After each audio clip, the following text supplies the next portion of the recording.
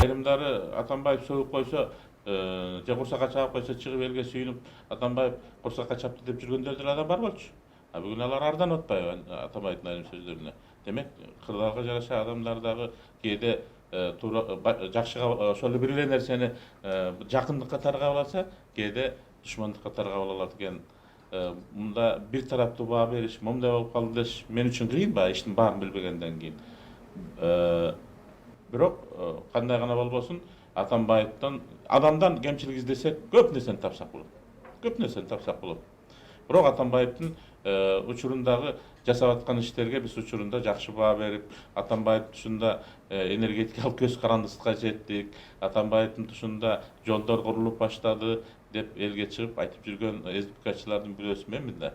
Анан бүгүн чыга алып, жок андай болгон эмес деп башка сөз айтыш менин адамдык абийириме туура келбейт да.